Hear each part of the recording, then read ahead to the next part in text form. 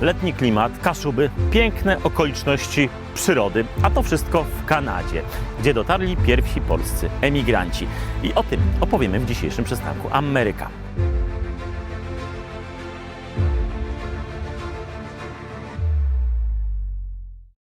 We're in Ontario, which is one of the provinces in Canada, one of the more well-populated provinces. We are a unique group, a unique Slavic group of people, primarily who came here to Canada, the Kaszubs, who came from the north near in the Baltic, with our own language, although it has similarities to Polish. When we first came here we left West Prussia, there was no Poland. We also had ethnic German people coming at the same time. And we were differentiated from them by being called Polish Prussians or German Prussians. We were the Polish Prussians. We weren't called Kaszub. The very first group came in 1858, and there were a bit over 70 of them. And they came here. By the time they got into Canada, they had no money left. It had all been used up, whatever little bit they had on the voyage, right? And so the government of Canada, well, it wasn't Canada at the time in 1858, but our government here funded them to get to Ottawa, where they were met with a land agent who brought them to Renfrew, where they stayed for a year.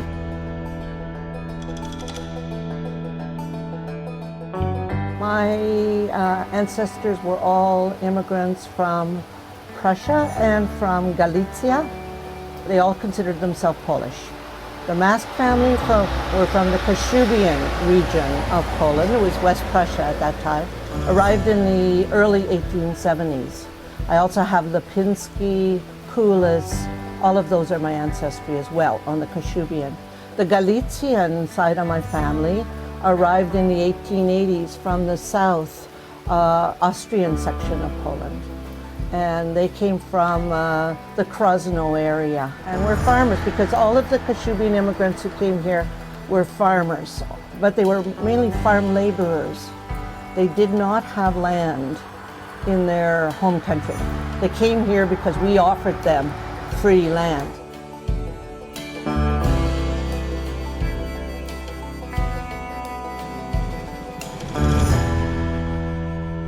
When they got to Renfrew, it was fall. Our autumn is beautiful, but unfortunately it can be cold and then the snow comes and there is no work to be had. There was no place to aim for here. There were no buildings here. So the settlers were forced to stay in Renfrew. They were taken in by Irish people and sheltered and fed until the spring. Na Kaszubach, zupełnie jak w Polsce, można przy skrzyżowaniach spotkać krzyże.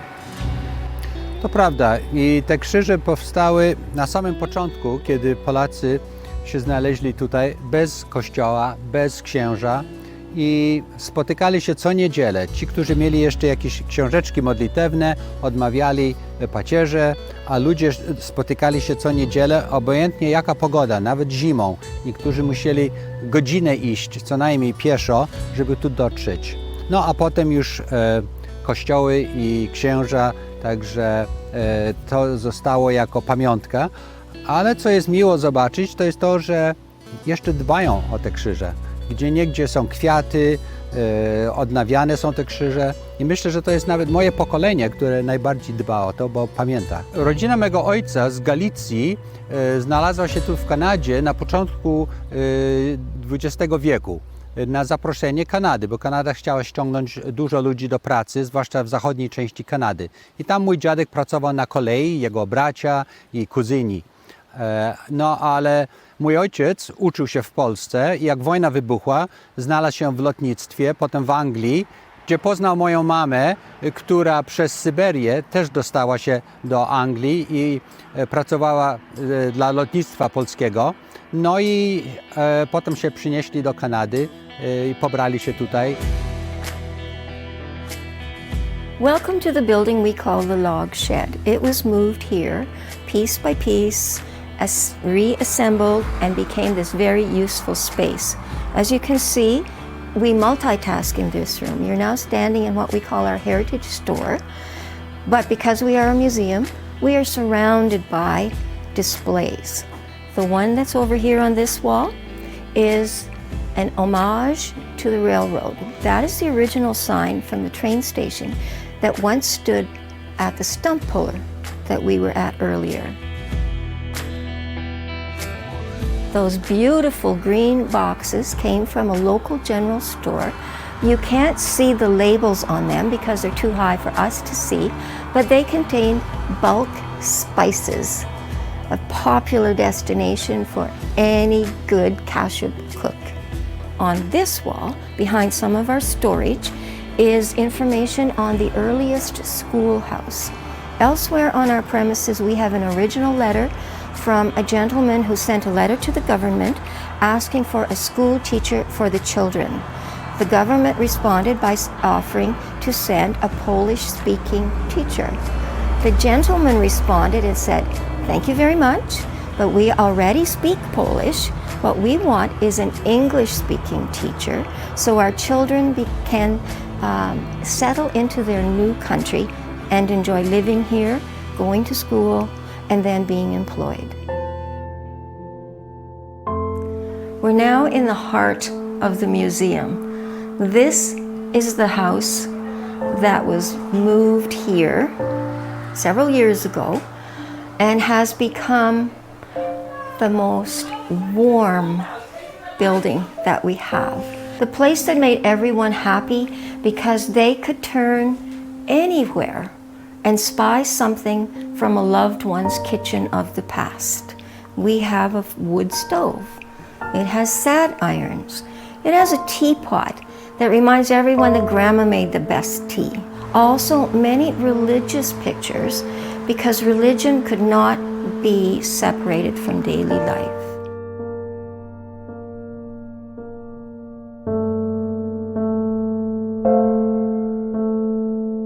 Behind me is a uniform that one of the local Polish-descended men wore when he went to Niagara-on-the-Lake to join Haller's army.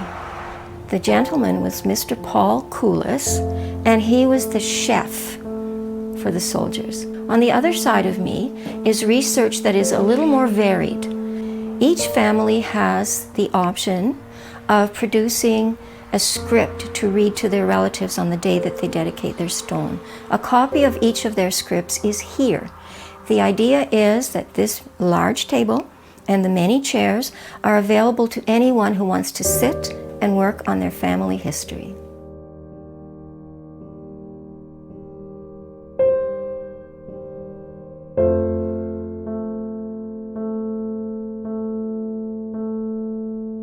We are now in our timber frame shed. We have two main focuses in this building, and one is the reason why Polish people came to Canada in the first place. Another focus in this building is the employment that the men enjoyed.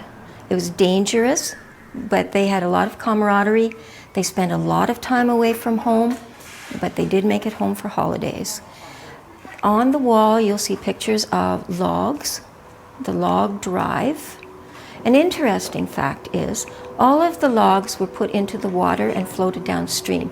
You wanted to be very sure you got your log. So each log was marked with a hammer containing the initials of the person who had cut the log down.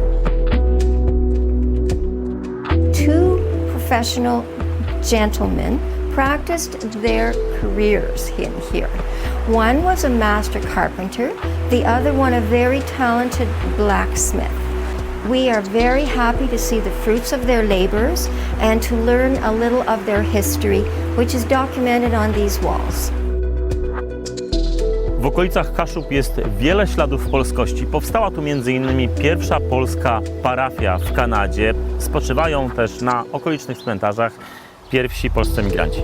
Groby pierwszych polskich emigrantów są na starym cmentarzu, który jest przy Church Street, gdzie kiedyś był pierwszy kościół polski świętego Stanisława. Przechodząc między tymi grobami, to jest taka historia pierwszych tych emigrantów, pierwszych osiedleńców, nazwiska, zasługi. Tutaj możemy uczyć się historii.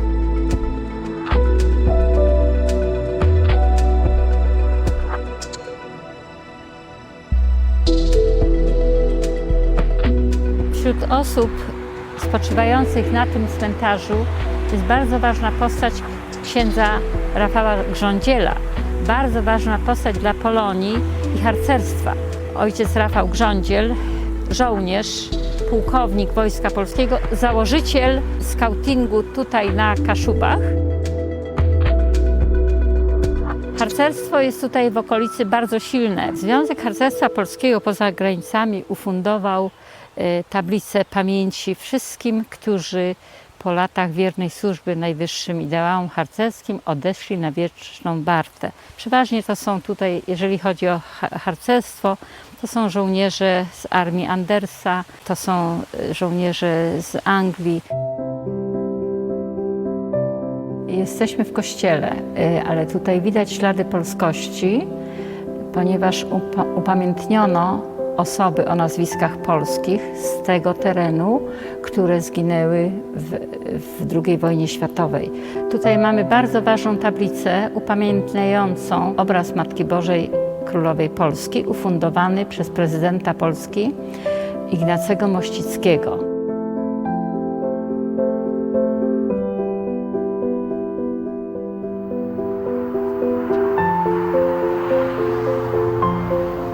Jesteśmy w miasteczku Bay, w miejscu, gdzie jest pomnik pierwszego oblatywacza, żołnierza, pilota Janusza Żurakowskiego. I tutaj jest tak zwany park imieniem Janusza Żurakowskiego.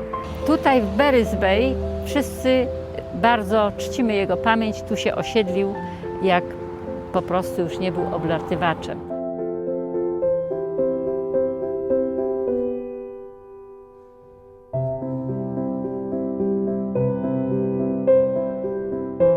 Tu jest nasza mała Polska i my czujemy tutaj, słyszymy mowę polską.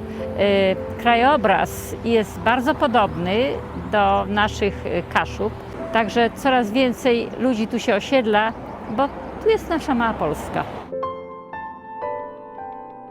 Jest duży napływ Polaków, którzy albo przechodzą na emeryturę, albo ze względów ekonomicznych wobec tego ostatniego kryzysu chcą się przenieść na wieś i zamieszkują, kupują tereny i zamieszkują tutaj. Tutaj ludzie przede wszystkim zajmują się obsługą, pracują dla różnych instytucji albo na przykład zakładają linie telefoniczne, albo zajmują się drogami. Część dalej pracuje w lesie jako drwali. Kaszuby to dla mnie to bardzo emocjonalne miejsce. Bo ja się tutaj wychowałam od małego. Rodzice mieli kawałek ziemi na jednym z tych jezior, w tamtych terenach kaszubskich. Poza tym byłem na obozie. Dla mnie to jest polskość, to jest część Polski. Thousands of descendants of those original immigrants live in this area. And then we have a large group of post-World War II Polish immigrants who've come to Kaszuby and who love to connect with this area too, like you and your crew come here because of the original immigrants. We still connect with being Polish. There is a bit of a dichotomy. Some see, we are Kashub, and some say we are Polish. I see we are both. We have both of those cultures. Historia emigracji na Kaszuby za nami, ale nie żegnamy się jeszcze z Kanadą. Zapraszam Państwa na kolejny przystanek Ameryka. Do zobaczenia.